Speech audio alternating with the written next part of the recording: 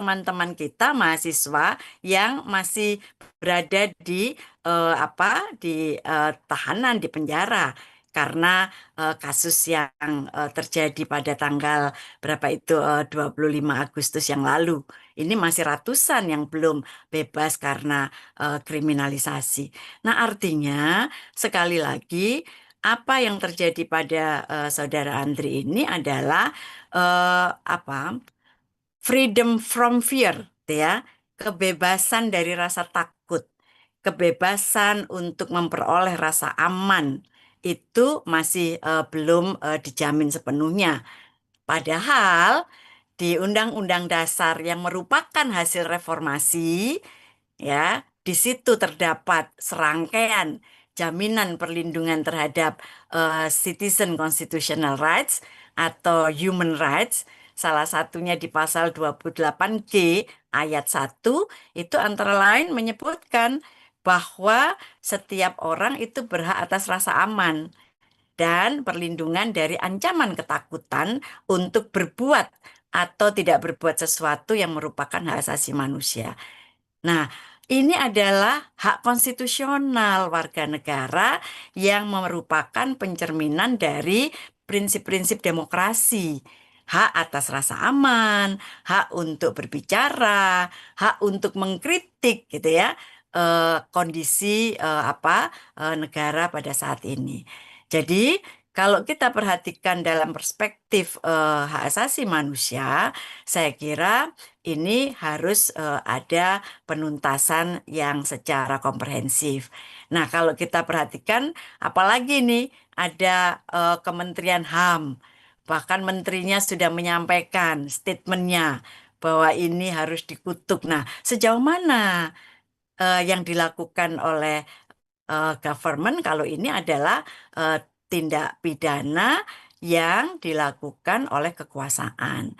Menurut saya, ini tidak boleh diletakkan dalam perspektif hukum semata, tapi ini harus diletakkan sebagai dugaan pelanggaran hak asasi manusia yang dilakukan oleh penguasa.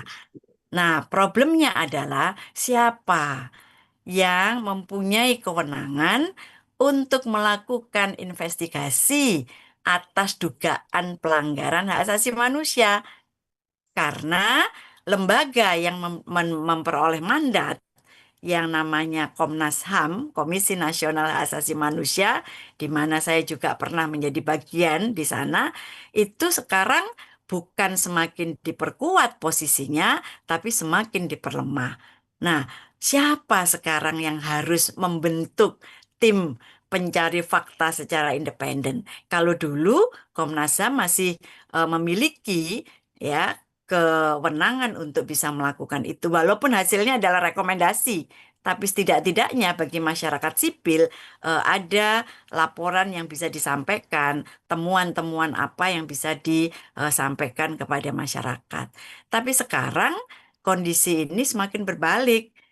Komisi Nasional Hak Asasi Manusia yang seharusnya bisa mengungkap bahwa ini adalah dugaan pelanggaran HAM, bukan kasus hukum. Nah, oleh karenanya perlu ada desakan ya. Menurut saya teman-teman harus mendesak kepada Komnas HAM untuk berani melakukan investigasi secara independen atas peristiwa yang dialami oleh Saudara Andri. Senyampang Undang-Undang Nomor 39 Tahun 99 belum dilakukan perubahan yang inisiasinya dilakukan oleh Kementerian Hak Asasi Manusia. Sekarang Komnas HAM lah yang harus kita desak sebagai masyarakat sipil untuk berani melakukan investigasi terhadap apa yang dialami oleh Saudara Andri. Apalagi kalau kita perhatikan dampak yang ditimbulkan tidak hanya dialami oleh Mas Andri saja, setidak-tidaknya luka fisik ya, tetapi juga secara psikologis itu akan mempengaruhi, bahkan secara sosial itu akan mempengaruhi pergerakan-pergerakan atau gerakan-gerakan kita. Ada rasa takut ya, tadi Mas Andi menyampaikan ini adalah bentuk teror gitu ya. tadi bukan hanya Mas Andri, mungkin kita juga alami. Jangankan teman-teman semua, saya pun juga akan mengalami gitu ya. Kalau kita tetap berpihak pada kebenaran dan keadilan, kita berani menyuarakan apa adanya. Karena inilah yang harus kita lakukan ya. Kita masih ada teman kita sekarang dua orang yang berjuang sendirian. Ada Roy Suryo, ada Dokter Tiva, yang mereka juga menyuarakan apa keadilan kebenaran. Tetapi mereka bermain di ruang sepi gitu ya. Mereka bermain di ruang sepi dan kita tidak bisa menyertai mereka atau perjuangan mereka. Nah, sama mungkin saya juga begitu, pernah saya sampaikan, saya ini menjadi pesimis gitu ya, kalau kita harus bergeraknya sendiri-sendiri. Karena sesungguhnya ini bukan persoalan BEM Nusantara, ini bukan persoalan Kontras, ini bukan persoalan Mas Ubed, tapi ini adalah persoalan bangsa dan negara. Di mana kita mempertaruhkan negara ini adalah negara demokrasi, negara yang menjunjung tinggi hak asasi manusia, dan negara yang berlandaskan kepada konstitusi. Nah, masalahnya konstitusi kita sekarang itu adalah konstitusi di atas kertas, ya. Tidak ada mekanisme penyelesaian terhadap pelanggaran atas konstitusi, ya. Mekanisme pelanggaran terhadap konstitusi itu susah dilakukan apa penegakannya. Ya, kalau kita perhatikan Mahkamah Konstitusi, apakah kita bisa mengharapkan nyatanya kita kebobolan putusan MK nomor 90 dan kita tidak bisa bicara apapun karena itu bicara tentang hukum dan kita itu mempersoalkan termasuk saya sebagai salah satu pihak yang mengadukan itu ke MK-MK. Tetapi putusan tetap putusan dan dia tetap berjalan seperti yang kita lihat sekarang. Nah, jadi teman-teman semuanya, saya kira ke kobaran perjuangan kita tidak boleh pupus, kita tidak boleh terhenyak hanya dengan isu-isu yang seperti ini. Tapi kita terus memperjuangkan bukan untuk kepentingan kita semata, tapi kepentingan bangsa dan negara, kepentingan apa namanya? Generasi Anda semuanya, mahasiswa, generasi muda yang tentu mengharapkan negara kita itu bisa berulang tahun pada tahun 2045 itu ya, ulang tahun yang ke satu abad. Kalau Nahdlatul Ulama, Muhammadiyah itu bisa merayakan satu abad, nah apakah negara kita itu bisa selamat untuk bisa merayakan satu abad?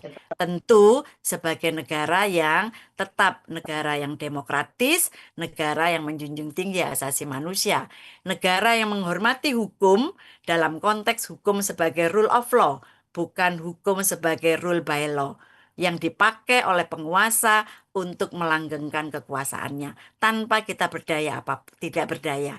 Nah, jadi menurut saya itu sih komentar yang bisa saya sampaikan.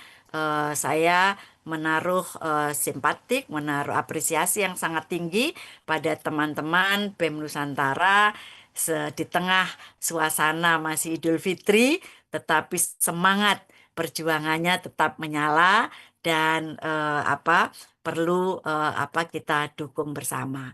Jadi saya kira kasus ini sekali lagi menunjukkan bahwa kita tidak hanya berbicara tentang pelanggaran hukum, tetapi juga tentang rasa aman dan keadilan dalam masyarakat sipil kita.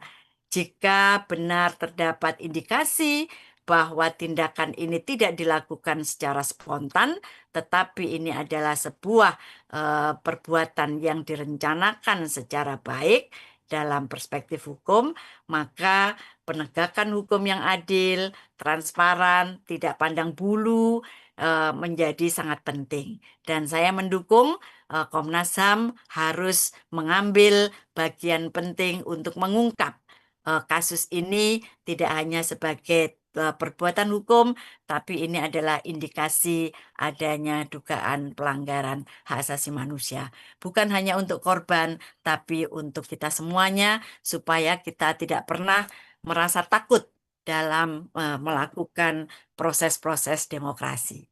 Saya kira itu Mas Fernando, hal-hal yang bisa saya sampaikan menguatkan apa yang sudah disampaikan oleh Mas Ube dan Mas Andi Arief. Terima kasih. Wassalamualaikum warahmatullahi wabarakatuh. Salam perjuangan.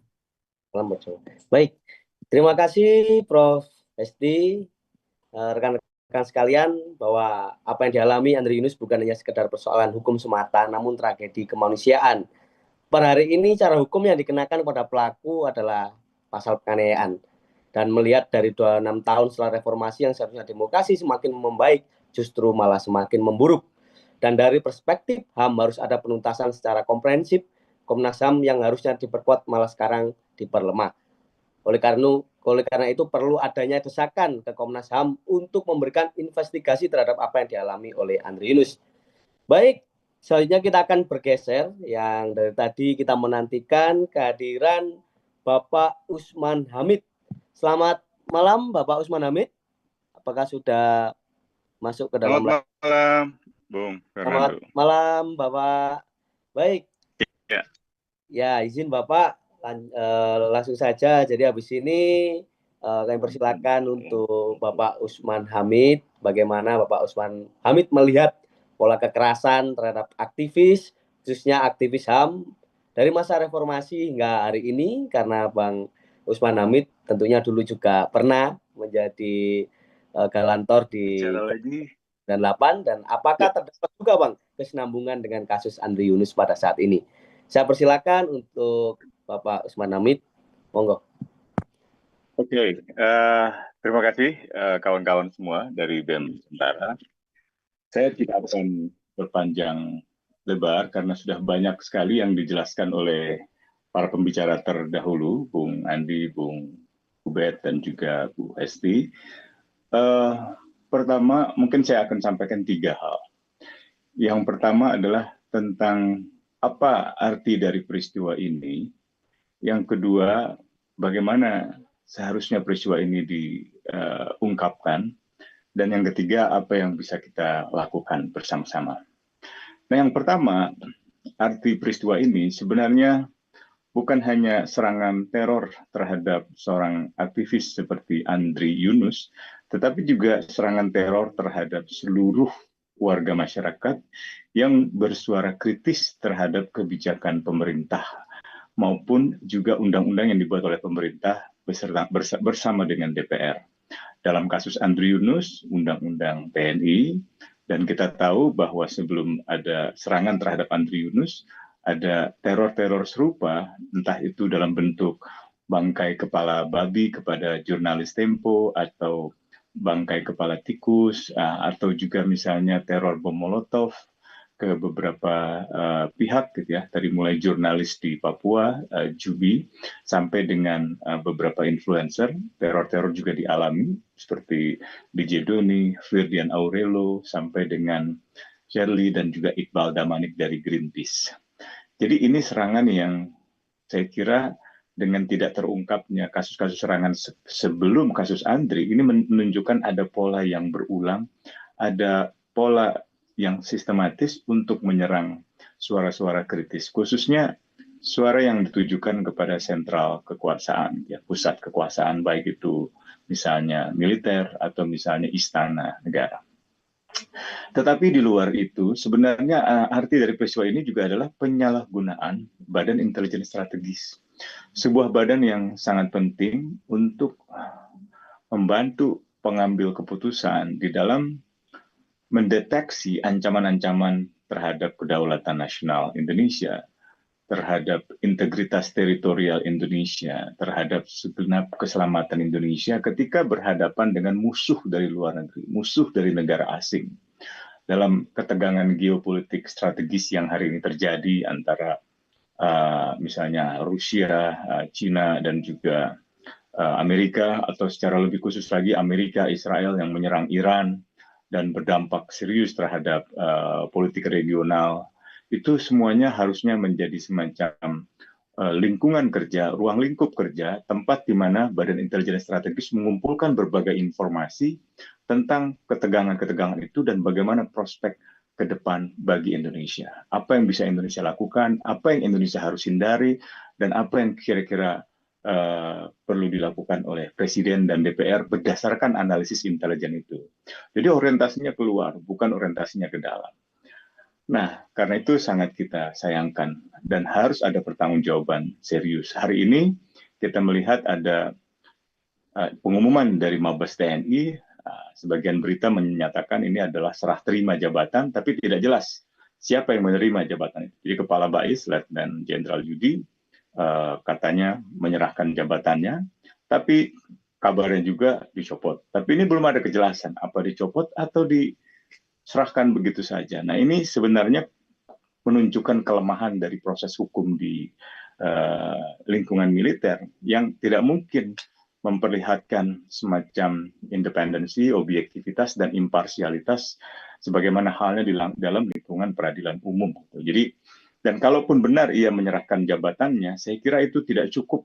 Jadi, begitu pula keterangan Kapuspen yang mengatakan itu adalah bentuk pertanggungjawaban. Bentuk pertanggungjawaban itu perlu kita tanya lebih jauh. Pertanggungjawaban apa? Pertanggungjawaban moral kah?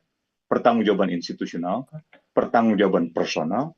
Apa? Artinya apa? Apakah itu pertanggungjawaban hukum? Kalau pertanggungjawaban hukum, apakah ia akan dihadapkan pada proses hukum? Apakah ia dinonaktifkan dari jabatannya? Apakah ia dinonaktifkan dari kedinasan militernya? Sehingga proses hukum bisa dengan leluasa. Jadi pertanyaan-pertanyaan itu harus kita ajukan. Dan mungkin bukan hanya kita ajukan, harus kita serukan. Kita harus menyerukan bahwa penyerahan jabatan Kepala BAIS tidaklah cukup. Itu harus ditindaklanjuti dengan pertanggungjawaban hukum dari yang bersangkutan. Kita berhak untuk tahu apa yang sesungguhnya terjadi. Apa peran Kepala BAIS di dalam serangan terhadap Andri Yunus? Apakah memerintahkan? Kalau memerintahkan atas dasar apa? Saya kira tidak cukup hanya sekedar seolah-olah memperlihatkan sikap bertanggung jawab tanpa ada pengungkapan kebenaran apa yang sesungguhnya terjadi di balik peristiwa itu, di balik penyerahan jabatan itu.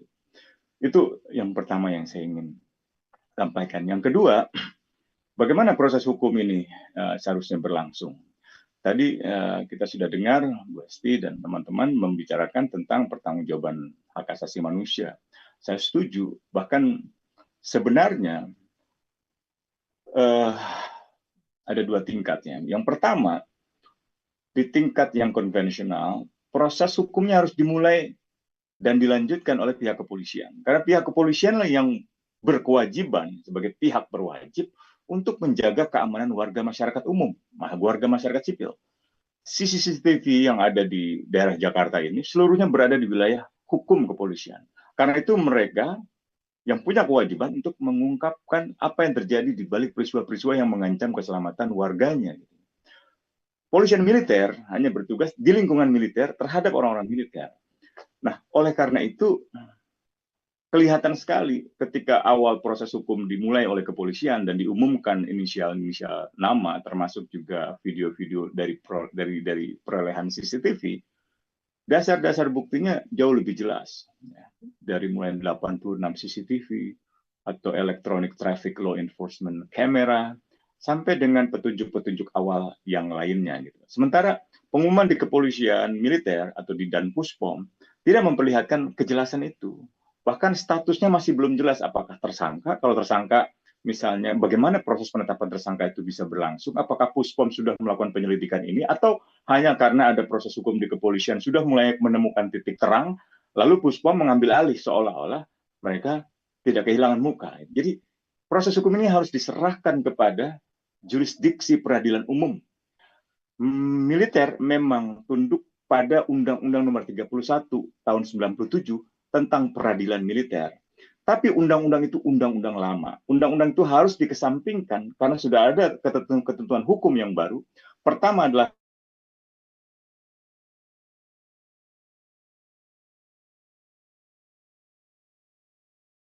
Tap MPR tahun 2000 yang menegaskan anggota melakukan pelanggaran hukum militer dan tunduk pada jurisdiksi peradilan umum kalau ia melakukan pelanggaran hukum pidana umum. Kasusnya Andri adalah melakukan pelanggaran hukum pidana umum. Jadi harus tunduk pada peradilan umum. Dan TAP MPR adalah undang-undang yang lebih tinggi dibandingkan dengan Undang-Undang Peradilan Militer tahun 1997. Ada azas hukum namanya Lex Superiori Derogat Legi Inferiori. Hukum yang lebih tinggi mengesampingkan hukum yang lebih rendah. Yang berikutnya, ada juga Undang-Undang TNI tahun 2004 dan Undang-Undang TNI tahun 2025 yang sempat dipersoalkan oleh Andri. Di dalam pasal 65-nya jelas dikatakan setiap anggota TNI yang melakukan pelanggaran hukum pidana umum tunduk pada jurisdiksi peradilan umum. Jadi tidak bisa TNI menggunakan azas misalnya lex specialis, derogat legi generali atau hukum yang lebih khusus berlaku untuk atau mengesampingkan hukum yang lebih umum dengan undang-undang peradilan militer. Tadi saya katakan undang-undang peradilan militer harus dikesampingkan karena berada di bawah TAP MPR yang menggariskan bahwa TNI harus tunduk pada jurisdiksi peradilan umum ketika melakukan pelanggaran hukum pidana umum. Dan undang-undang yang baru, Undang-Undang TNI tahun 2004 maupun Undang-Undang TNI tahun 2025, itu juga harus lebih diberlakukan dibandingkan dengan undang peradilan militer. Kenapa demikian?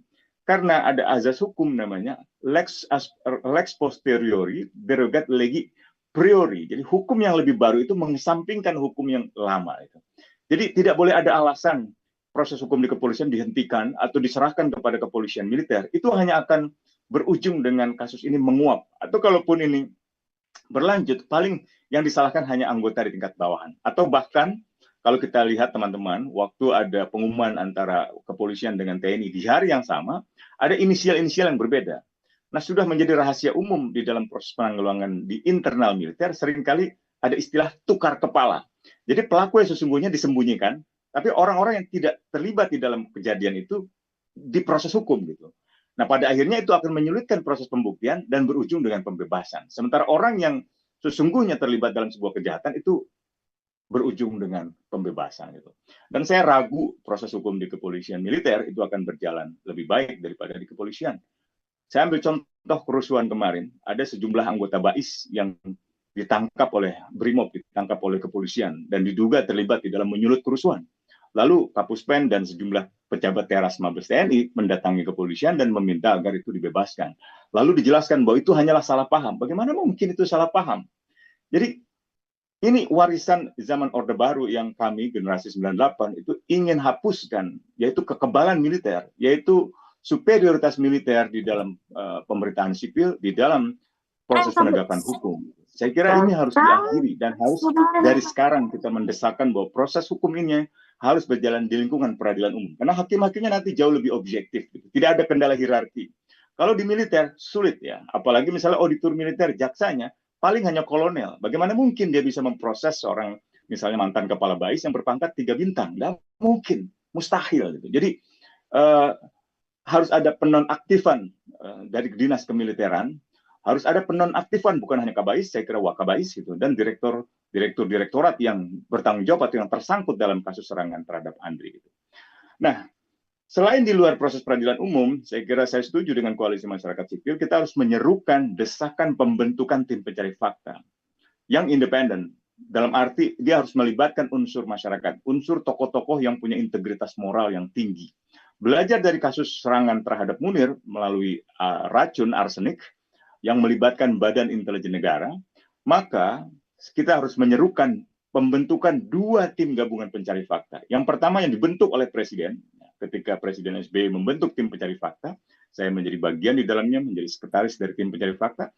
Dan yang kedua dalam kasus pembunuhan Munir, DPR RI membentuk tim pencari fakta yang terdiri dari Komisi 1 dan Komisi 3. Komisi 1 membidangi intelijen, dan Komisi 3 membidangi masalah penegakan hukum dan hak asasi manusia. Demikian pula yang sekarang. Komisi 1 membidangi intelijen, Komisi 3 membidangi masalah hukum dan hak asasi manusia termasuk keamanan. Oleh karena itu, kita harus serukan juga DPR membentuk tim pencari fakta yang terpisah dari tim pencari fakta Presiden, sehingga masyarakat memperoleh kebenaran yang sebenar-benarnya. Nah, di luar itu semua, saya kira untuk Komnas HAM, ini berat sebenarnya. Tapi kalau Komnas HAM memiliki independensi yang tinggi, memiliki integritas yang tinggi, maka Komnas HAM harus memulai suatu penyelidikan yang bersifat pro justisia. Jadi di tengah belum adanya keinginan dari Presiden, dari DPR untuk membentuk tim pencari fakta, dan di tengah proses pelambanan di kepolisian karena ada intervensi militer, maka Komnas HAM harus mengambil inisiatif dengan membentuk tim ad hoc penyelidik pro justisia atau namanya KPP HAM atau Komisi Penyelidik Pelanggaran HAM untuk serangan terhadap Andri. Saya tidak akan ulangi penjelasan Bu Hesti tadi, ini bisa dilihat sebagai pelanggaran HAM. Bahkan kalau kita dalami, bisa disebut sebagai pelanggaran HAM berat. Kalau Andri sampai terbunuh, itu bisa melanggar pasal 104 penjelasan dari Undang-Undang 39 tahun 99 tentang hak asasi manusia, yaitu arbitrary execution atau arbitrary killing. Dan yang kedua, pasal 9 dari Undang-Undang nomor 26 tahun 2000 tentang pengadilan hak asasi manusia, yaitu kejahatan terhadap kemanusiaan berupa upaya pembunuhan, perampasan kemerdekaan, atau penganiayaan atas dasar misalnya alasan-alasan politik. Dengan kata lain, ini bisa dilihat sebagai pelanggaran HAM berat di dalam Undang-Undang Hak Asasi Manusia maupun Undang-Undang Pengadilan Hak Asasi Manusia. Dan barangkali jika Komnas HAM melanjutkan proses penyelidikan yang kita harapkan, maka ketegangan atau konflik jurisdiksi antara kepolisian dengan militer itu bisa dihindari. Namun demikian, seandainya ada konflik antara jurisdiksi kepolisian di dalam lingkungan peradilan umum dengan lingkungan peradilan militer dan Komnas HAM, kalau kita pakai undang-undang hukum acara pidana atau pakailah undang-undang peradilan militer hukum acaranya misalnya, maka itu harus dihitung dari titik kerugiannya. Apakah titik kerugiannya adalah kepentingan militer yang lebih banyak atau titik kerugiannya kepentingan umum yang lebih banyak? Dalam kasus Andri jelas dia tidak terjadi di tangsi militer atau di komplek militer atau di perumahan militer. Dia terjadi di lingkungan masyarakat umum. Dengan kata lain, disaksikan masyarakat umum. Terornya begitu parahnya ketika ia berteriak. Dan karena itu, kepentingan yang paling dirugikan adalah kepentingan umum. Karena kepentingan umum yang paling dirugikan, maka jurisdiksi peradilan umumlah yang harus ditegakkan. Seandainya ada konflik antara Kapolri dengan Panglima TNI, antara Kapolri dengan misalnya Menteri Pertahanan, maka menurut undang-undang, Jaksa Agung lah yang paling berwenang menentukan kemana perkara ini bisa berlangsung. Dan saya kira seharusnya ya Jaksa Agung sebagai penyidik pelanggaran HAM berat dan Jaksa Agung sebagai otoritas proses penuntutan yang tertinggi membawa kasus ini ke peradilan umum. Nah, yang terakhir saya kira kita harus menyerukan sebagai kalangan gerakan mahasiswa, gerakan terdidik, kelas intelektual untuk adanya reformasi besar-besaran. Reformasi Badan Intelijen Strategis adalah satu hal, reformasi militer adalah hal yang lain, reformasi kepolisian juga sangat penting, dan yang jauh lebih penting adalah reformasi politik. Saya kira menguatnya otoritarianisme di dalam pemolisian belakangan ini misalnya, atau di dalam instansi militer, itu tidak lepas dari perkembangan corak pemerintahan yang justru otoriter. Gitu. Jadi tidak mungkin pemolisian menjadi otoriter, kemiliteran menjadi otoriter kalau pemerintahannya tidak mengambil cara-cara yang katakanlah tergolong praktik-praktik otoriter, membuat undang-undang tanpa partisipasi masyarakat. Undang-undang TNI itu surat presidennya tanggal 20 Februari 2025 disahkan 20 Maret tahun 2025. Jadi hanya 1 bulan. Dalam 1 bulan ada 30 hari. Dalam 30 hari itu 4 minggu. Dalam 1 minggu ada 5 hari. Tidak mungkin dalam 5 hari itu tiap hari dibahas. Paling hanya 2-3 kali. Dan itu sebabnya mereka membahas diam-diam. Di akhir pekan, di malam hari, di luar jam kerja, dan di luar gedung parlemen. Itu sebabnya pula orang seperti Andri memprotes. Dan saya kira orang seperti Andri mewakili kita semua. Serangan terhadap Andri bukan hanya serangan terhadap pribadinya, tapi terhadap kita semua. Sebagai gerakan sosial, sebagai gerakan mahasiswa, sebagai gerakan hak asasi manusia, yang selama ini ingin agar Indonesia menjadi lebih baik. Demikian yang bisa saya sampaikan. Saya ucapkan terima kasih. Mohon maaf kalau kepanjangan. Assalamualaikum warahmatullahi wabarakatuh. Waalaikumsalam warahmatullahi wabarakatuh. Baik, terima kasih Pak Usman Hamid. Rekan-rekan sekalian, kita mengetahui bahwasanya penyalahgunaan fungsi Pak TNI yang seharusnya mendeteksi terhadap ancaman kepada pertahanan negara, namun malah melakukan kekerasan terhadap Andri Yunus. Yang terakhir disampaikan oleh Bapak Usman Hamid, kita sebagai kaum intelektual harus menyerukan untuk adanya reformasi besar-besaran. Reformasi militer, reformasi intelijen, reformasi kepolisian, dan tentunya reformasi politik. Baik, langsung saja, tanpa berlama-lama lagi, kita akan mendengarkan narasumber kita yang terakhir kepada Mas Habibus Salihin untuk menyampaikan pandangannya. Kepada Mas Habibus Salihin, kami persilakan. Oke, terima kasih. Mohon maaf saya off kamera ya karena di perjalanan saya coba berhenti dulu karena di sini juga gelap. Tidak apa-apa ya, Mas moderator ya. Halo, apakah bisa didengar? Baik, siap Mas Habibus, bisa? Nggak apa-apa. Terima kasih Mas. Yang saya hormati ada Mas Usman Hamid, Mas Ubaidillah Badrun, ada Mas Andi Irfan dan juga Ibu Hesti yang sudah menyampaikan dari tadi terkait dengan beberapa pandangan ya soal masalah penyiraman air keras terhadap aktivis kan begitu. Namun kali ini saya mau menyampaikan beberapa hal saja. Sebetulnya tadi sudah banyak dikupas tuntas sebetulnya, apalagi dengan eh, Bang ini apa yang terakhir. Nah, saya mencoba berangkat dari kenapa kita harus memilih peradilan umum begitu kan? Karena kalau misalkan kita melihat bahwa tempat TKP-nya yang seperti disampaikan tadi adalah di tempat umum, bukan kemudian di lingkungan militer. Namun yang saya tekankan di sini adalah adanya suatu sidang terbuka untuk umum apabila kemudian itu dibawa terhadap peradilan umum. Terus yang kedua, masyarakat atau publik itu kemudian bisa mengawasin serta beberapa media yang kemudian bisa mengangkat isu-isu tersebut begitu kan. Namun hal ini kita melihat beberapa kejadian antara TNI dan polisi itu sama-sama memiliki keinginan untuk sama-sama mau menangani kan begitu. Namun fakta-fakta tersebut sebetulnya sudah banyak terungkap di publik, apalagi tim penasihat hukum atau tim advokasinya itu sudah sangat banyak bukti-bukti yang ditemukan, bahkan dari dua institusi itu banyak perbedaan begitu kan. Nah ini yang menjadi pertanyaan, apakah kemudian negara ini serius untuk melakukan penuntasan terhadap kasus tersebut atau hanya semata-mata seremonial saja begitu kan? Ini yang menjadi pertanyaan publik sampai hari ini, dan sudah beberapa hari yang lalu, bahkan beberapa minggu yang lalu sampai hari ini masih belum ada perkembangan. Nah, jika tidak dilakukan di peradilan umum, maka yang terjadi adalah apa? Adalah formalitas begitu kan. Ini yang kemudian menjadi kekhawatiran di beberapa kasus, misalkan kasusnya Novel Baswedan di 2017 misalkan, ini tidak selesai sampai sekarang, artinya tidak tuntas. Nah, ini yang juga menjadi catatan publik terhadap negara begitu kan. Sehingga apa? Sehingga kalau misalkan ini terus diupayakan untuk diambil alih oleh militer atau memaksakan kehendaknya, maka yang terjadi adalah kepercayaan publik tergerus atas ketidakpahaman militer tersebut terhadap kasus Andre kan begitu. Ini yang kemudian menjadi catatan penting ke depannya. Nah, yang kedua adalah adanya suatu informasi yang dibatasi. Kemungkinan ini dalam konteks penanganan kasus ini sudah banyak sekali yang sangat jomplang perbedaannya. Yang saya sebut tadi itu adalah soal inisial saja, yang kemudian yang diungkap oleh pihak kepolisian maupun TNI itu sangat jauh dan berbeda. Bahkan narasi yang berkembang, banyak yang mengatakan beberapa foto yang seperti di Bang Andi Irfan sampaikan di awal tadi sudah sangat jelas, namun kemudian ada yang membantah itu punya AI dan lain sebagainya. Ini yang juga artinya perang narasi, artinya ada kepentingan yang memang apa namanya dibungkus dengan adanya penanganan kasus ini, agar supaya apa? Agar supaya bisa menghilangkan siapa pelaku utamanya.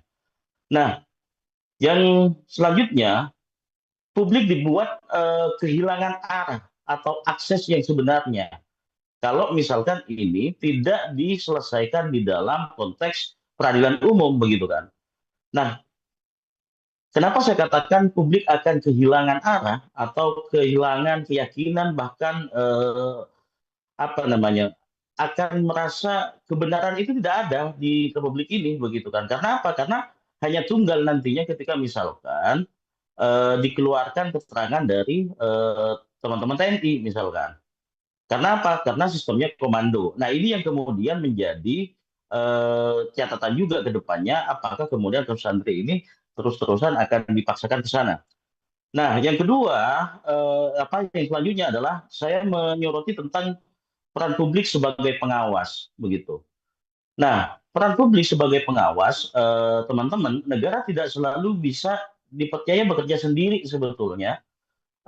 Di sini publik berperan sebagai pengawas begitu, pengawas kekuasaan yang kemudian kita sama-sama tahu bahwa peristiwa Agustus, khususnya di Jawa Timur misalkan, banyak sekali penangkapan-penangkapan, intimidasi dan lain sebagainya.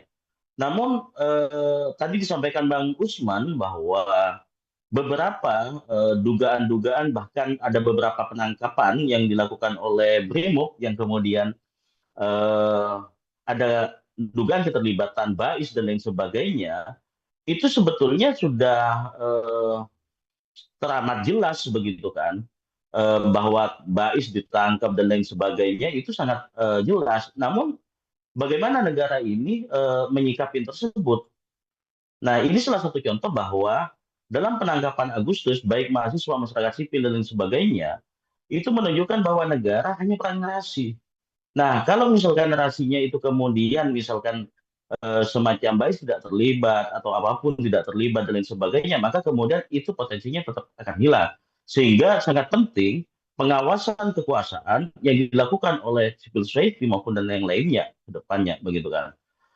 Terus selanjutnya, penjaga agar hukum tidak diselewengkan. Nah, ini yang kemudian publik juga dibutuhkan di sisi ini. Karena apa? Karena kalau misalkan beberapa pasal yang dipertanyakan oleh tim advokasi, misalkan yang di pusat, maka kemudian kita bisa bertanya, misalkan apa dasar dari pihak TNI melakukan konferensi pers, penangkapan, penahanan, dan lain sebagainya. Nah, ini yang kemudian sampai hari ini masih menjadi bola liar ketika bicara tentang hukum. Namun di sisi lain, pihak Polda Metro atau pihak kepolisian itu sudah menjurus bahwa seakan-akan beberapa pola dan lain sebagainya dengan metode yang dia miliki, yang dia jalankan, itu sebetulnya sudah mengarah sebetulnya menurut analisis kami begitu di daerah.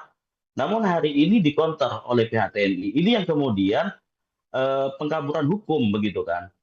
Namun eh, masyarakat hari ini mungkin ya bisa melalui partisipasi publik, peran publik, agar supaya ini terus disuarakan bahwa kalau misalkan kita mengacu pada KUHP baru, misalkan, maka ini masuk kepada penganiayaan berat yang menyebabkan orang meninggal dunia dan lain sebagainya kan begitu. Itu yang harus segera dilakukan pengawalan bahkan di media sosial maupun dan yang lainnya.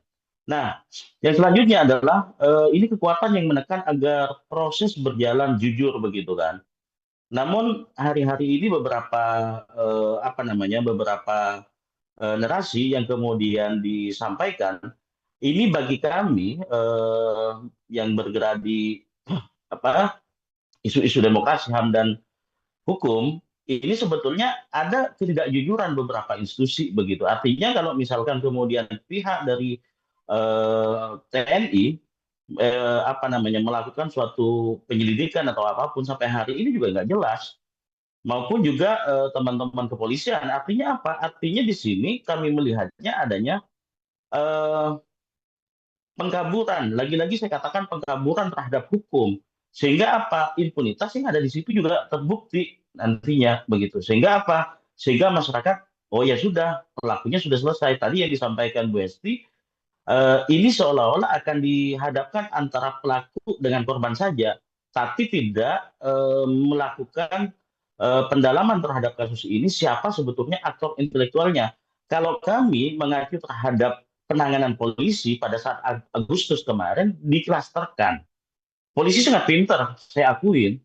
Kenapa saya katakan begitu? Pertama, polisi kalau menyelidiki kasus terhadap masyarakat sipil kepada mahasiswa, kepada teman-teman semuanya yang saat ini masih mendekam di penjara, itu banyak sekali pertanyaan-pertanyaan tersebut. Misalkan salah satu contohnya, siapa pendananya, siapa yang melakukan rapat-rapat dan lain sebagainya, siapa eksekutornya dan lain sebagainya. Nah, hal-hal ini kok tidak terjadi ketika misalkan dalam kasus penyiraman terhadap Andre. Nah, hal-hal ini yang kemudian juga yang diharapkan oleh publik. Kalau seandainya ini tidak bisa diungkap, maka yang terjadi adalah klaster yang saya sebutkan itu, maka tidak tidak ini ya, tidak tajam terhadap penguasa atau yang punya jabatan dan lain sebagainya. Tadi sempat disinggung tentang militerisme dan lain sebagainya. Mungkin hukum tidak akan tajam terhadap yang memiliki seragam begitu kan, bisa oknum kepolisian maupun oknum TNI begitu kan. Tapi kalau bicara tentang masalah kebebasan berekspresi, aduh luar biasa. Nah, ini yang kemudian menjadi catatan masyarakat sipil khususnya di Jawa Timur karena khusus di Jawa Timur, angkanya itu tidak main-main ketika polisi melakukan penangkapan, yaitu 977 orang yang dilakukan penangkapan, baik itu mahasiswa maupun masyarakat umum. Nah ini yang juga yang ditunggu-tunggu oleh publik sebetulnya, sejauh mana polisi mengklasterkan itu terhadap kasus yang kemudian ya mungkin kalau kasus mahasiswa kemarin di Agustus mungkin menyangkut orang ribuan, tapi mereka bisa. Ini hanya beberapa orang yang kemarin kita dengar lebih dari 4 orang atau berapa orang dan begitu berdasarkan catatan Bang Usman dan kawan-kawan mungkin lebih dari 4 dan lain sebagainya, tapi kok tidak bisa mengklasterkan begitu. Itu yang menjadi pertanyaan publik. Sehingga kedepannya bicara tentang kepolisian dalam profesionalisme, maka kemudian tidak salah publik mendesak, harus mendesak, bukan mendesak lagi, tapi harus dan wajib mendesak adanya tim investigasi, kan begitu, tim pencari fakta, sehingga apa? Sehingga di situ ada kenetralan. Ini yang kemudian menjadi dorongan publik sehingga apa? Sehingga ini bisa tuntas kepada aktor intelektualnya. Mungkin itu saja, Mas, biar tidak lama-lama karena ini sudah banyak sekali ya yang disampaikan oleh kawan-kawan tadi dari beberapa materi. Saya mohon maaf karena tidak maksimal untuk berdiskusi kepada kawan-kawan karena masih di perjalanan, Mas. Terima kasih. Baik, terima kasih Mas Habibus. Rekan sekalian, kita mengetahui bahwasanya tim advokasi sudah memiliki bukti-bukti yang diserahkan. Nah, ini menjadi pertanyaan apakah negara serius untuk mengungkap atau hanya seremonial semata. Baik, langsung saja sesi yang kita tunggu-tunggu, yaitu sesi tanya jawab. Saya buka untuk 3 penanya pertama. Pertanyaannya diajukan untuk siapa dan apa yang menjadi pertanyaan. Baik, sudah ada yang mengangkat tangan untuk Devrin, BEM UKDC. Saya persilakan. Baik, terima kasih Presnando. Selamat malam untuk kita semua. Suara saya jelas ya? Jelas. Oke. Pertama-tama kita ucapkan terima kasih ya kepada beberapa narasumber kita yang menyampaikan malam ini. Izin saya memberikan beberapa tanggapan dan juga nanti akan saya lanjutkan dengan pertanyaan. Pertama adalah kita dulu memberikan apresiasi setinggi-tingginya kepada Federasi Kontras yang telah memperjuangkan hak asasi manusia, utamanya terkait dengan isu-isu militerisme. Salah satunya adalah Mas Andre Yunus yang menjadi korban. Menurut saya, teman-teman mahasiswa, ini adalah menjadi salah satu contoh patron juga bagi kami, Bapak Ibu narasumber sekalian. Kenapa dalam pergerakan atau dalam mengawal suatu isu, kadangkala kita teman-teman mahasiswa ini belum selesai mengawal isu satu, lanjut ke isu lain. Belum selesai ini, ada isu baru, kemudian gembar-gembor lagi. Nah, Mas Andre Yunus ini menurut saya lihat adalah salah satu orang yang konsisten mengawal revisi Undang-Undang TNI dari awal. Dia masuk ke Hotel Fairmont, menyampaikan judicial review, masuk ke podcast-podcast, artinya dia fokus pada satu isu. Karena pada dasarnya pergerakan atau advokasi itu adalah, kalau dalam lari, dia lari maraton. Siapa yang bertahan lama untuk mengawali, itu yang kemungkinan besar akan mendapatkan atensi atau kemudian sukses dalam melakukan pergerakan. Nah, dalam teman-teman mahasiswa juga itu menjadi pelajaran, menjadi figur bagi kita. Semoga lahir Andre Yunus lahir di setiap kampus-kampus, sehingga memiliki nafas panjang untuk melakukan perjuangan apapun bentuknya, termasuk dalam militerisme.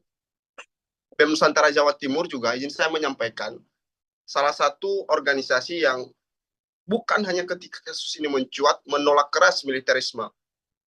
Beberapa tahun terakhir kita fokus menolak militerisme masuk ke ranah sipil, karena kita memiliki keyakinan yang sama bahwa militer itu tidak akan kompatibel dengan demokrasi yang kita jalani hari ini. Nah, oleh sebab itu saya ingin bertanya kepada beberapa narasumber, apakah kita masih memiliki peluang untuk kemudian bisa bersikap kritis ketika secara kelembagaan atau sistem kita kemudian memberikan ruang yang terlalu luas bagi militer untuk memasuki ranah sipil. Khususnya kepada Prof. Hesti, kebetulan saya lihat Ibu merupakan guru besar atau bidang hukum tata negara ya. Bagaimana idealnya TNI ini ditempatkan dalam sebuah negara demokrasi? Dan yang kita lihat hari ini, apakah di Indonesia sudah mengarah ke arah militerisme ekstrem yang kemudian mengarah pada kelembagaan-kelembagaan, melemahkan kelembagaan sipil misalnya. Nah, idealnya bagaimana? Apa yang harus kita tempuh? Apakah sudah benarkah yang dilakukan oleh Mas Andri Yunus misalnya melakukan judicial review, atau ada upaya lain yang dapat kita tempuh agar kita memiliki legitimasi secara hukum untuk kemudian menghentikan militerisme ini terus menjamur di negara demokrasi seperti Indonesia. Saya rasa cukup, Presnando, dari saya. Terima kasih. Baik, terima kasih. Berarti pertanyaan diajukan kepada Prof. Esti, izin Prof. Jadi saya izin mengulang pertanyaannya, bagaimana idealnya TNI diposisikan dan apa mekanisme yang bisa diambil untuk menghilangkan militer di ranah sipil. Untuk Prof. Esti kami persilakan. Baik, ya saya kira pertanyaan ini bisa dijawab oleh yang lain juga ya, tentang posisi TNI. Memang bagaimanapun di negara manapun itu TNI, polisi ya, polisi dan tentara itu menjadi bagian yang secara hal yang penting untuk selalu ada. Kalau kita lihat di mandat Undang-Undang Dasar, itu kan sudah jelas ditentukan di dalam pasal 30 ayat 3. TNI yang terdiri dari Angkatan Darat, Angkatan Laut, Angkatan Udara sebagai alat negara. Alat negara loh ini, bukan alatnya pemerintah. Alat negara yang bertugas untuk mempertahankan, melindungi, dan memelihara keutuhan dan kedaulatan negara. Artinya, posisi TNI itu memang ditugaskan untuk menjaga kedaulatan, mempertahankan negara kesatuan Republik Indonesia. Itu adalah posisi yang diamanatkan di dalam Undang-Undang Dasar. Nah, sehingga kalau disebut sebagai militerisme, itu militerisme dalam konteks dia sebagai alat negara untuk menjaga kedaulatan dan pertahanan negara. Tapi kalau kemudian tentara itu diposisikan untuk berhadapan dengan rakyat, ya, untuk kemudian memata-matai rakyat di dalam melaksanakan proses demokrasi, saya kira itu sudah yang saya sebut sebagai inkonstitusionalisme.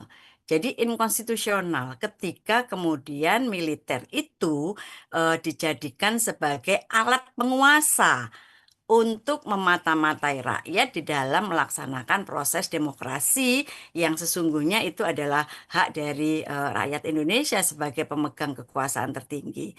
Jadi kita lihat undang-undang TNI, apakah kemudian undang-undang itu bicara tentang posisinya sebagaimana ditentukan dalam pasal 30 ayat 3 tadi. Tapi kalau kemudian TNI itu harus ngurusi MBG, dia kemudian memata-matai rakyat yang begitu masifnya, bahkan kemudian melakukan tindakan yang menyebabkan rakyat itu tidak bisa menggunakan hak-hak demokrasinya.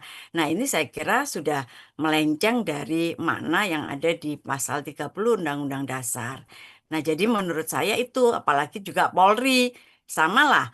Jadi tadi disampaikan Mas Usman Hamid bahwa yang harus kita lakukan adalah reformasi TNI dan itu sudah kita minta pada saat tahun 98 dan akhirnya kemudian TNI sudah dihilangkan dari rangkap ya.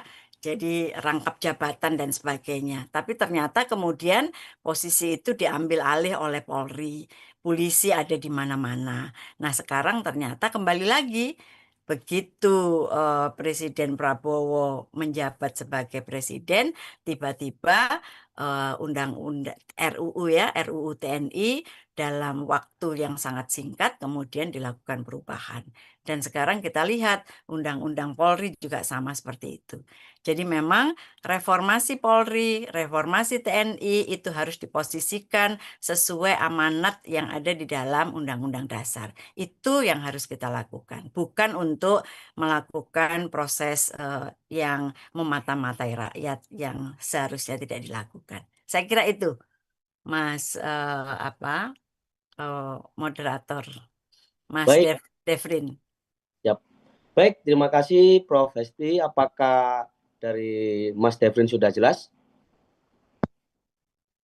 Aman, Bres, lanjut ke Baik, teman-teman yang lain.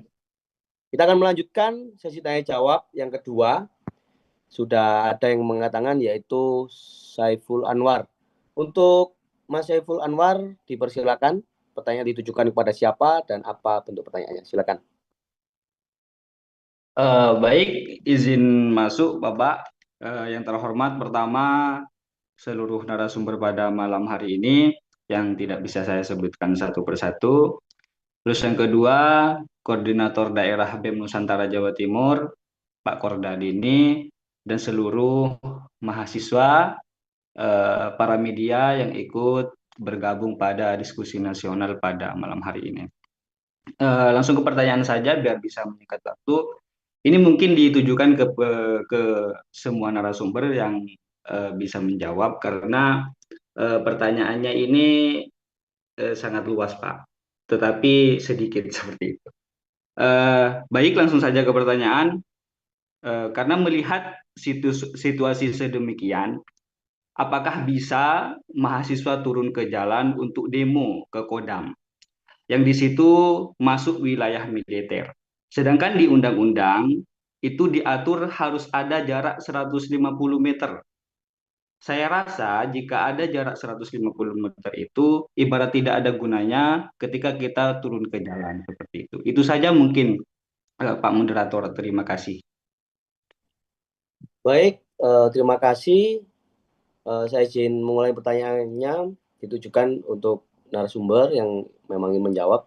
Karena melihat situasi, apakah bisa mahasiswa untuk turun ke jalan, terutama khususnya di Kodam, jangan menurut undang-undang diatur sepanjang 150 meter, hal yang tidak bisa dilakukan. Nah, mungkin izin untuk Bapak Usman Hamid bisa memberikan tanggapan bagaimana ketika turun ke jalan ke Kodam, apakah bisa, sebagai juga dulu pernah aktivis 98 dan sekarang di keahliannya juga.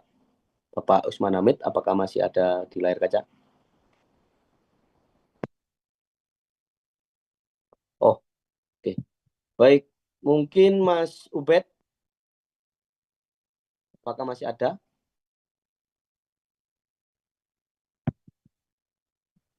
Halo? Ya, Oh, suara saya jelas ya. jelas Bapak. Jadi pertama itu perlu dicek undang-undang apa tuh yang memberi jarak demonstrasi di Kodam itu.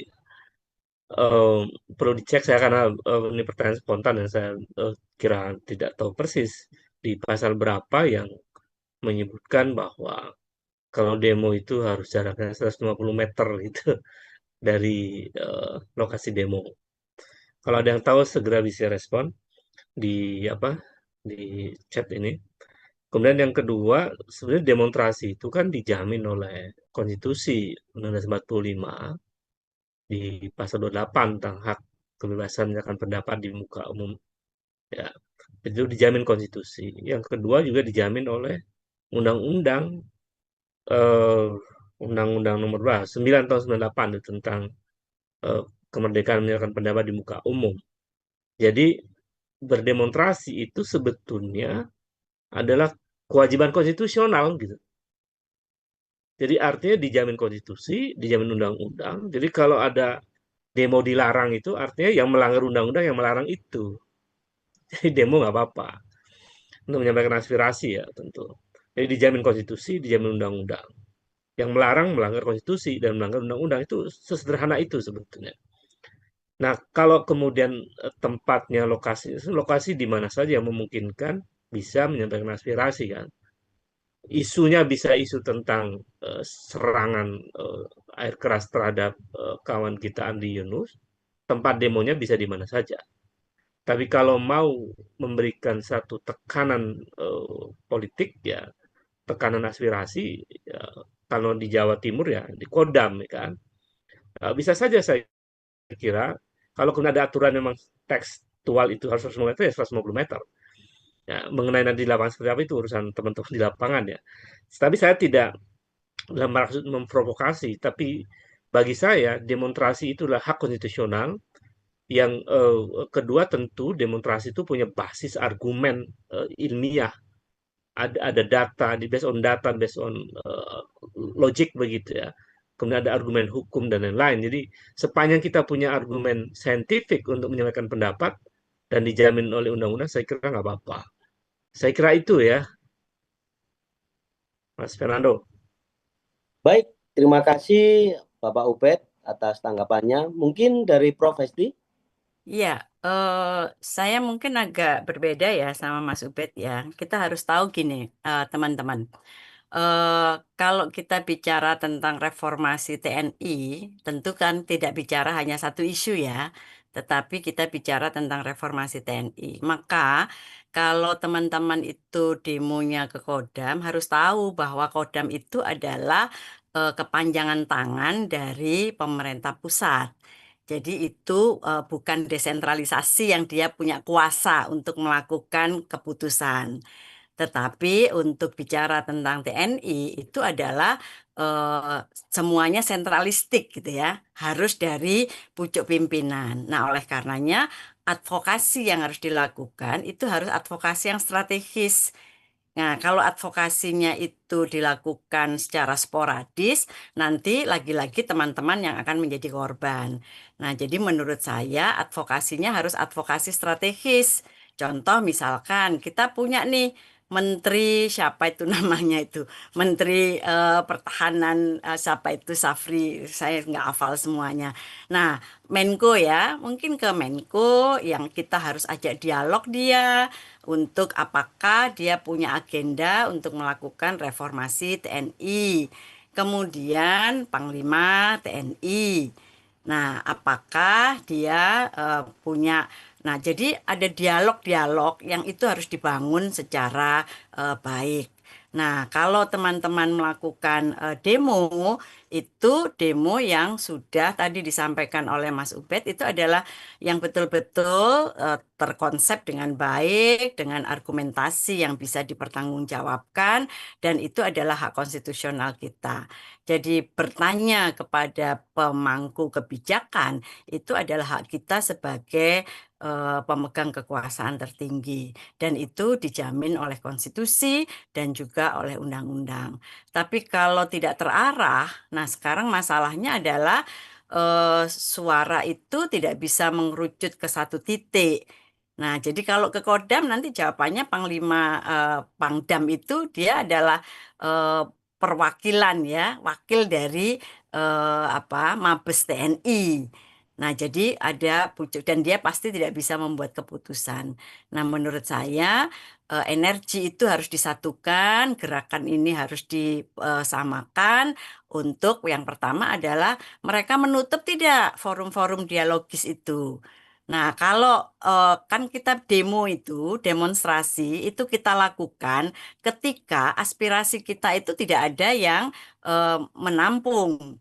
Tetapi kalau aspirasi teman-teman mahasiswa itu masih bisa diterima secara dialogis, apakah itu ke Menko, Pertahanan, Keamanan, kemudian ke Panglima TNI, tadi Mas Usman menyarankan ke DPR gitu ya.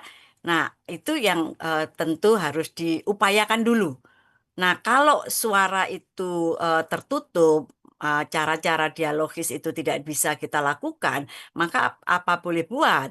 Ya, artinya hak konstitusional warga negara untuk meminta apa pendapat atau pertanggungjawaban dari pengambil kebijakan itu bisa dilakukan karena demonstrasi itu bagian dari hak berdemokrasi yang dijamin dalam konstitusi dan juga dalam undang-undang. Saya kira itu yang apa semangat yang ingin kami sampaikan. Jadi jangan buru-buru untuk ke jalanan, tetapi pikirkan teman-teman BEM Nusantara itu membuat satu eh, position paper gitu ya, yang itu harus disuarakan secara strategis ke para pemangku kepentingan. Itu sih saran saya. Terima kasih.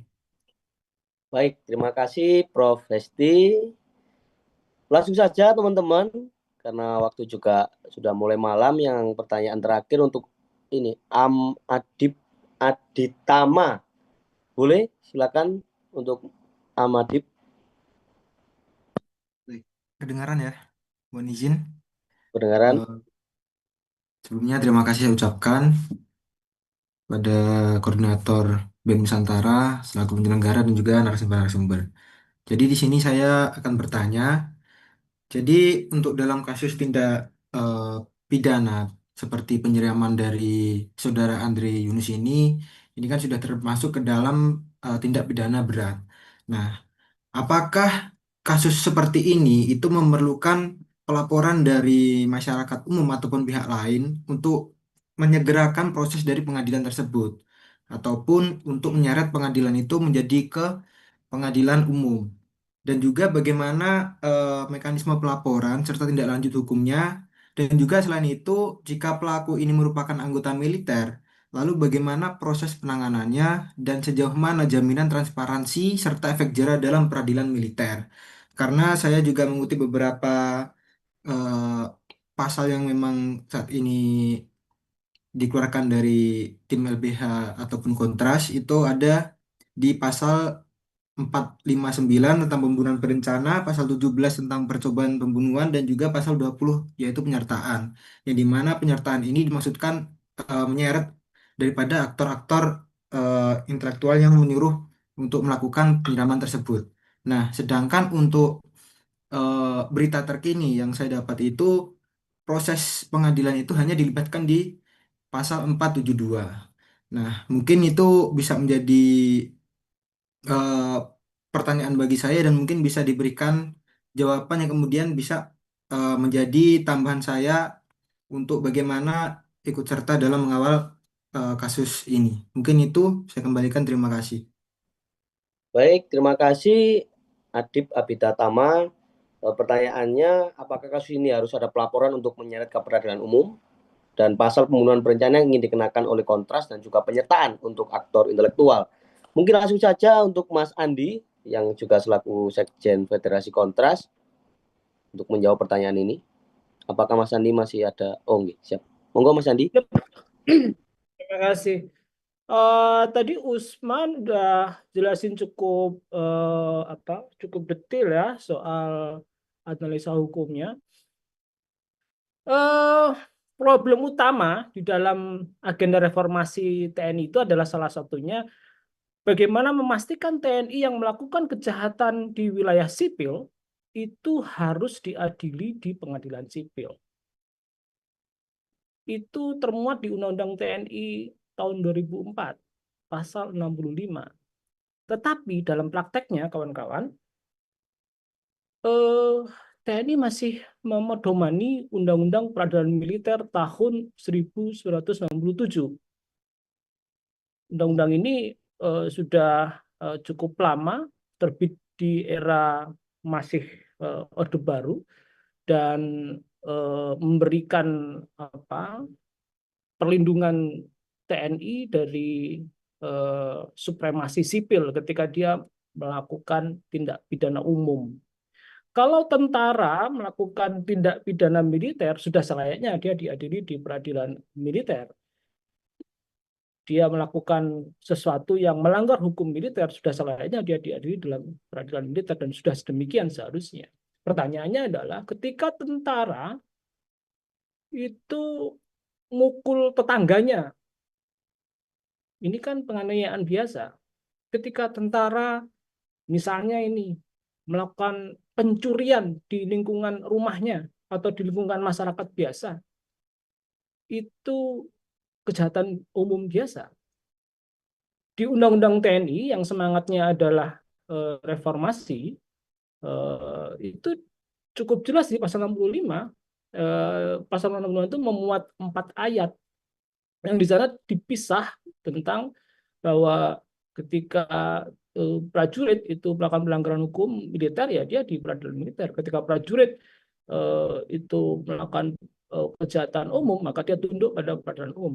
Tetapi problemnya praktek itu nggak terjadi. Walaupun secara teori ada teori hukum menyebutkan lex posterior derogat legi priori, hukum yang baru mengalahkan atau mengesampingkan yang lama. Seharusnya prinsip ini yang dipakai.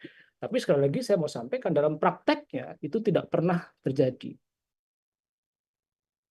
Dimungkinkan juga misalnya ada wacana diadili secara koneksitas. Itu kalau dia melibatkan ada aktor sipil, ada aktor militer. Tapi kita semua belum bisa memastikan itu. Mengapa? Karena penyelidikan atas perkara ini yang dari awal kita tadi itu diskusikan, pihak POM TNI itu mencoba berlomba dengan pihak kepolisian. Ketika kepolisian mengumpulkan banyak bukti dan memunculkan beberapa nama, kemudian POM TNI merilis telah menangkap sejumlah orang yang diduga sebagai pelaku penyiraman air keras kepada kawan Andri begitu. Mereka semua TNI dan mereka adalah anggota Badan Intelijen Strategis TNI. Artinya mereka personil TNI. Maka pendekatan hukum atas perkara ini menjadi tidak sederhana bagi kita di Indonesia karena tidak ada goodwill dari aparat penegak hukum kita baik di lingkungan TNI maupun polisi untuk bisa kekeh di wilayah hukum masing-masing. Saya tidak yakin dengan rekam jejak yang ada, polisi punya kemampuan, punya keberanian untuk mengambil alih perkara ini. Secara hukum polisi punya hak hukum. Benar dikatakan Usman tadi, ini harusnya polisi yang nangkep sejumlah tersangka itu. Pertanyaannya adalah apakah polisi itu kemudian berani berbenturan dengan TNI? Hingga hari ini tidak ada pernyataan dari Kapolri maupun Panglima TNI soal perkara ini. Perkara hukum ini membuat kita menjadi tidak percaya diri untuk percaya kepada dua lembaga ini. Ketidakpercayaan ini bukan kemudian a priori ya. Saya tidak a priori dengan polisi. Ada potensi di kepolisian kita untuk menjadi baik. Ada banyak teman di kepolisian yang baik. Tetapi baik secara skill, baik secara komitmen, tetapi secara kelembagaan saya tidak melihat ada tanda-tanda polisi punya kapasitas, punya kredibilitas, punya kemampuan untuk meneguhkan posisinya sebagai aparat penegak hukum yang memiliki fungsi dan kewenangan hukum untuk melakukan penyidikan hingga kemudian memproses perkara ini. Perkara ini nggak butuh laporan karena perkara ini perkara pidana umum. Polisi bisa bergerak gitu. Simpel saja, beranikah polisi datang ke POM TNI untuk mengambil tersangka yang sekarang ditahan oleh POM TNI gitu? Berani nggak polisi datang ke Cilandak misalnya? Itu wallahu alam gitu ya. Kalau soal demo ke Kodam, ya menurut saya demo itu harus dibudidayakan. Demo-demo aja, sering-sering aja demo itu. Makin sering demo makin baik. Itu bagian dari keberanian anak muda. Dikit-dikit demo, saya berpandangan agak berbeda ya. Nggak perlu kita harus rumusin berproses saja. Nggak ada yang sempurna di dalam sebuah pilihan gerakan. Resiko memang ada. Yang terpenting buat kita adalah sadar atas resiko keamanan dan aksi demonstrasi itu bagian integral dari kebebasan menyampaikan pendapat.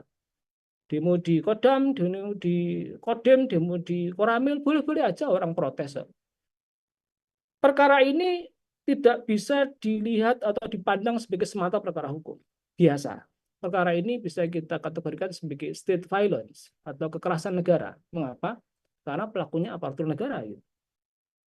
Kita tidak bisa mengambil kesimpulan secara pendek hari ini bahwa ini adalah satu kehendak dari institusi negara, belum ke sana. Tetapi ketika aparat negara melakukan satu aktivitas yang mengancam rasa aman hingga keselamatan warga negara, dan dia menggunakan peralatan-peralatan yang inherent di dirinya sebagai aparatur negara, maka kita bisa kategorikan itu sebagai kekerasan negara gitu. Orang-orang Bais yang menyerang Andri itu bukan orang Bais yang lagi mengidap skizofrenia atau orang yang lagi iseng gitu yang terus menyiram air keras ke Andri. Tapi dia melakukan inisiatif yang sistematik, yang dalam tanda kutip konyolnya itu seolah-olah ini dibuka ke publik gitu. Nggak ada operasi diam-diam gitu. Mengapa begitu? Tentu itu harus diselidiki, tentu itu harus dicari tahu. Sepede itu gitu loh, orang Bais nyiram Andri dengan air keras. Sepede itu gitu loh.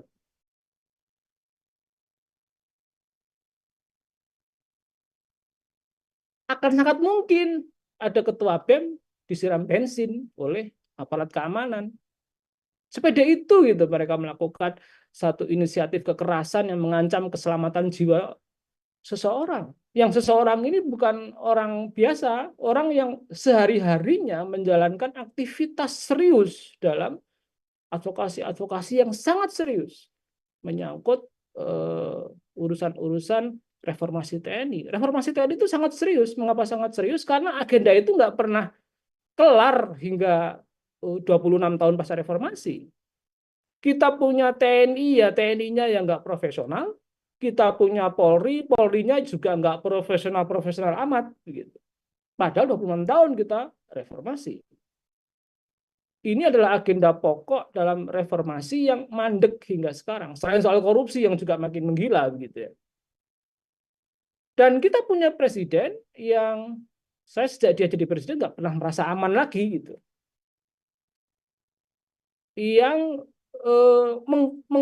terkonfirmasi bahwa indikator-indikator bahwa Indonesia mengarah kepada proses militerisasi itu, ya indikatornya makin menguat. Walaupun secara retoris itu presiden menolak itu, tapi secara faktual kita melihat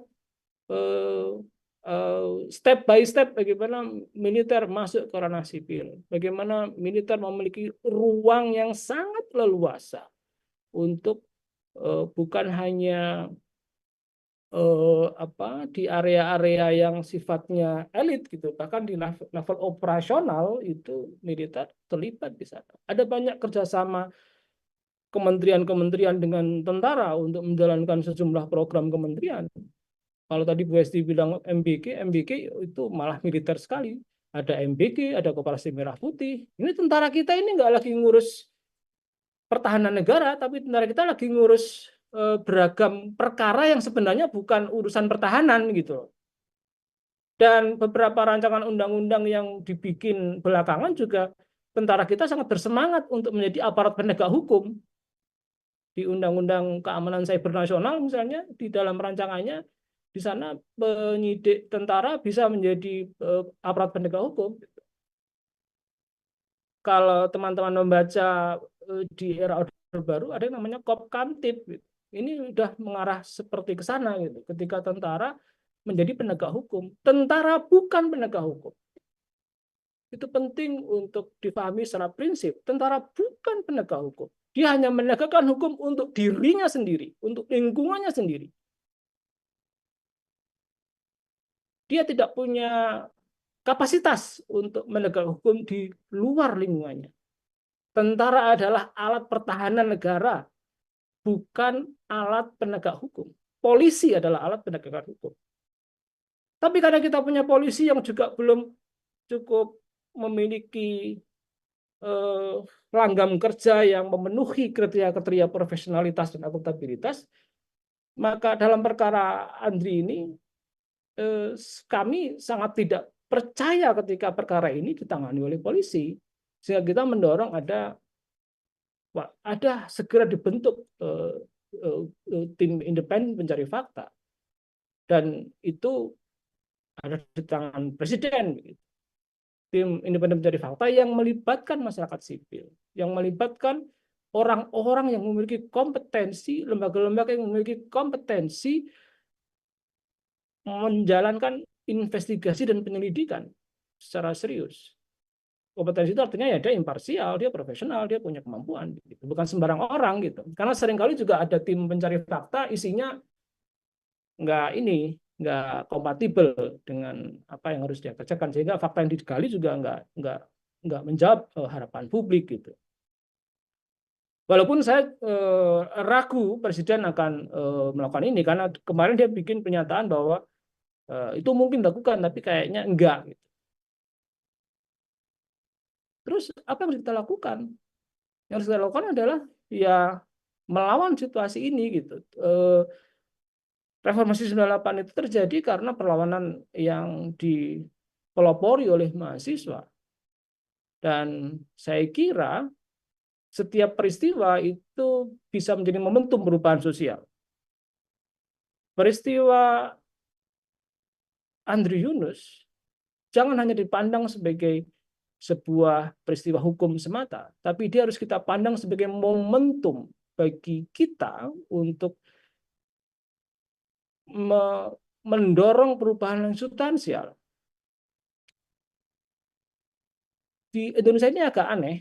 Anehnya adalah kalau kita mengevaluasi ini ya, aksinya itu udah melibatkan banyak orang. Kalau kita hitung jutaan orang yang sudah terlibat dalam demonstrasi, tapi perubahannya zero gitu. Waktu kita menolak RUU TNI, demonstrasi itu meluas di hampir semua kota besar yang di sana ada mahasiswa, ada universitas, bahkan di kampus-kampus yang saya nggak pernah dengar ada demo, itu ada demo gitu. Di kota-kota yang nggak pernah ada demo, itu ada demo. Dulu waktu Undang-Undang Omnibus Law juga sama. Di daerah-daerah yang nggak ada orang demo, ada demo. Dan kemarin waktu Agustus itu juga sama, aksinya luas banget, melibatkan banyak orang, melibatkan jutaan. Kalau kita hitung secara numerik mungkin sudah jutaan anak muda yang terlibat dalam demonstrasi itu, dan pemerintah menjawab secara represif demonstrasi itu.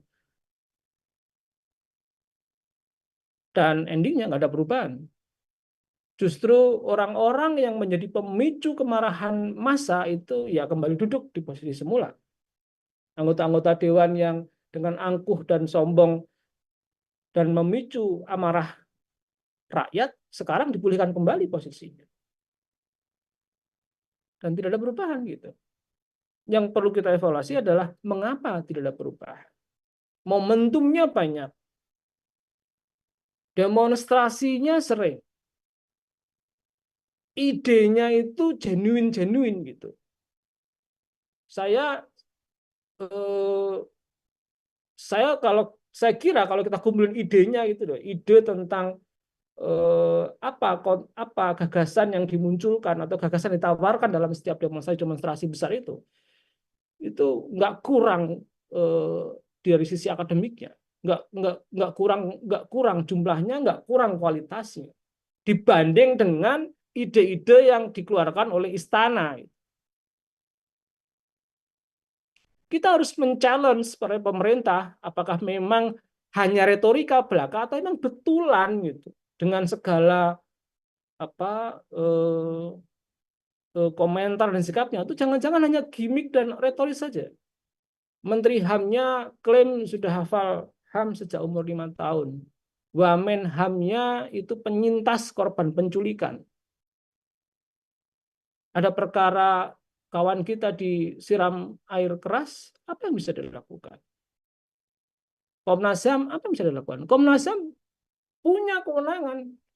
Yang terjadi di perkara ini itu bisa mengindikasikan sebagai peristiwa kejahatan HAM berat, yang kalau itu dipandang sebagai peristiwa kejahatan HAM berat, maka Komnas HAM harus membuat penyelidikan pro justisia sebagaimana amanah Undang-Undang HAM dan Undang-Undang Pengadilan HAM. Tapi toh nggak sampai ke sana. Ini sejak tanggal sudah berapa hari kita ini? Sudah lebih dari hampir 2 minggu lebih gitu. 3 Maret sampai dengan sekarang.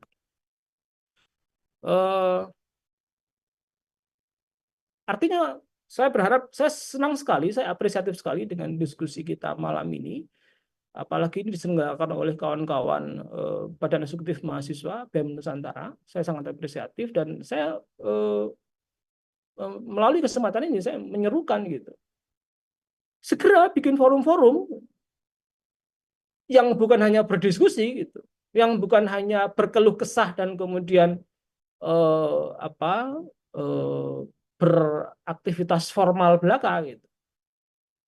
Forum-forum itu harus bergulir dan kemudian bermuara menjadi gerakan bersama yang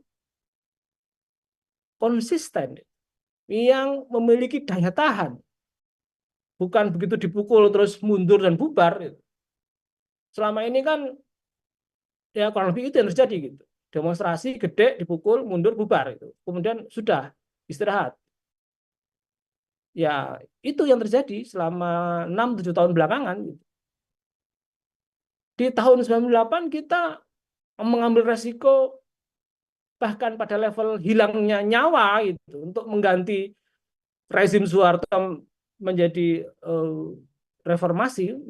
Tahun 98 itu resiko yang kita ambil di generasi 98 itu nyawa gitu. Dan itu kita ambil gitu. Dan kawan-kawan kita banyak yang mati, banyak yang hilang, banyak yang dihilangkan dan bukan hanya luka-luka, bukan hanya sekedar ditangkap dan dikriminalkan. Dan kita menghadapi rezim yang sama sebenarnya, dengan gimmick yang agak berbeda. Gemoynya itu gemoy gimmick aja gitu. Bukan gemoy dalam pengertian yang lucu, cabi gitu enggak, tapi gemoynya itu gemoy yang bisa dengan segera sekian detik berubah menjadi bukan gemoy lagi tapi brutal gitu. Itu yang kita hadapi. Rezim penuh dengan gimmick di hampir semua lini. Dan bagaimana cara kita melawannya? Ya tentu saja kalau dulu di era 98 itu kita melawan dengan resiko-resiko yang begitu besar, maka saya kira kita bisa mengurangi resikonya dengan cara memperkuat proses konsolidasinya dan konsisten di dalam mengelaborasi gerakan. Ya harapan ada di BEM gitu. Dan semoga itu bukan harapan palsu gitu. Harapan beneran gitu. Anak muda tentu punya energi yang tidak terhingga kuatnya, besarnya. Jadi panggilan Republik itu selalu ada. Kalau demonstrasi, ya demonstrasi aja, nggak usah. Itu yang apa tadi pertanyaan teknis soal kalau ke Kodam berapa meter itu nggak ada sebenarnya. Itu hanya di Perkap 7 2012 itu kan hanya diatur soal ini instalasi penting, instalasi vital negara memang harus dijaga gitu. Ya kalau kawan-kawan demonstrasi terus merusak instalasi militer ya itu salah. Itu salah dan resikonya tentu menjadi resiko hukum. Ya demonstrasi memang harus konsisten dengan menjauhkan dari segala macam aktivitas kekerasan. Tapi demonstrasi harus serius dalam bentuk konsistensinya dengan meluasnya gerakan, bukan sekedar 1 kali 2 aksi kemudian kelar gitu, enggak. Saya kira itu kawan-kawan. Semoga ini menjadi setidaknya memberi semangat saja. Terima kasih. Baik, terima kasih. Cukup tajam, kritis, dan membuka perspektif kita bersama. Bang Andi, intinya yang harapan palsu bukan BEM Jatim, Bang. Izin. Baik, jawaban dari Mas Andi sekaligus menjadi closing statement dari kelima narasumber karena waktu sudah menunjukkan pukul 10 malam. Jika teman-teman ada pertanyaan yang belum bisa dijawab, bisa disampaikan di kolom komentar. Jadi ke depan kita bisa bertemu di jalan, di konsolidasi maupun forum-forum lain.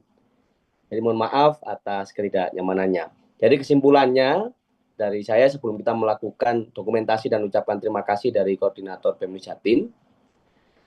Rekan-rekan sekalian, Hari Raya seharusnya menjadi momentum saling memaafkan, tetapi tidak bagi ruang maaf bagi pelaku kejahatan terhadap Andri Yunus sekecil apapun itu. Ini bukan sekedar serangan terhadap individu, melainkan teror terhadap seluruh masyarakat sivil yang berani bersuara. Kita dihadapkan pada persoalan klasik impunitas. Ketika pelaku tidak diusut tuntas, bahkan kerap dilindungi atau diapresiasi, maka keadilan kehilangan maknanya. Oleh karena itu, pengungkapan kasus ini harus dilakukan secara transparan, independen, dan melalui peradilan umum, bukan mekanisme internal militer yang berpotensi bias. Mahasiswa dan masyarakat sipil harus bersatu, mendesak bentuk tim independen, ungkap aktor lapangan hingga aktor intelektual, dan hentikan praktik militerisme yang mencederai demokrasi. Jika tidak, maka kekerasan akan terus berulang dan negara gagal memenuhi jaminan konstitusional atas rasa aman. Satu prinsip yang harus kita pegang, fiat justitia ruat celum, keadilan harus ditegakkan walaupun langit akan runtuh. Sebelum kita mengakhiri, maka kita akan melakukan sesi dokumentasi bersama, kawan-kawan. Maka teman-teman dipersilakan untuk on cam. Baik, silakan teman-teman untuk on cam dan operator menyiapkan device-nya. Baik. Oke. Silakan teman-teman untuk on cam, baik juga dari narasumber. Izin Bapak Ibu sekalian. Izin mengambil foto, izin mengambil gambar. Operator sudah siap? Oke. 1, 2, 3. Oke, lagi mungkin tangan mengepal kiri, sebagaimana mahasiswa. 1, 2, 3. Baik, terima kasih. Sampailah kita di penghujung acara. Selanjutnya, ucapkan terima kasih dari Koordinator BEM Nusantara Jawa Timur untuk waktu dan tempat dipersilakan. Terima kasih, Baik. kawan. Siap, Bang Andi. Terima kasih, mereka. Merdeka. Sebelumnya, terima kasih yang terhormat para narasumber serta seluruh peserta. Yang saya banggakan semuanya, mungkin sedikit yang ingin saya sampaikan, mewakili daripada teman-teman BEM Nusantara Jawa Timur, mengucapkan terima kasih sangat sebesar-besarnya kepada para narasumber atas ilmu dan dedikasinya pada kesempatan malam hari ini yang luar biasa, serta kepada seluruh kawan-kawan rekan-rekan yang hari ini bisa bergabung bersama, menyukseskan dan diskusi bersama pada kesempatan malam hari ini. Kawan-kawan sekalian, diskusi ini bukanlah akhir, melainkan awal dari langkah kita bersama. Mari kita memperkuat konsolidasi dan berani bersuara demi keadilan dan demokrasi bangsa negara kita yang kita cintai bersama. Terima kasih. Akhir kata, mohon maaf atas segala kekurangan. Semoga forum ini membawa manfaat bagi kita semua. Sekian dari saya. Wassalamualaikum warahmatullahi wabarakatuh. Hidup mahasiswa, hidup rakyat Indonesia, hidup permainan nasional. Waalaikumsalam. Baik, terima kasih. Kami Iya, sama-sama pamit semuanya. semua Semangat. Bang Andi, Mas saya, Usman, Oke. Mas Esti. Koordinator. Saya Ya, pamit juga, Mas Mondo. Zubed, Terima kasih Mas narasumber. Andi, Ya, semuanya. sama-sama. Yuk, terima kasih. Saya pamit. Assalamualaikum. Assalamualaikum warahmatullahi wabarakatuh. Merdeka. Salam, tulah. Merdeka, Merdeka. berjuang terus. Siap, Ibu. Siap. Salam pergerakan, Yakuza. Salam pergerakan. Yakuza. Urip nih, Cok, urip. Itu moderatornya ganteng juga ya. Ada nomornya nggak?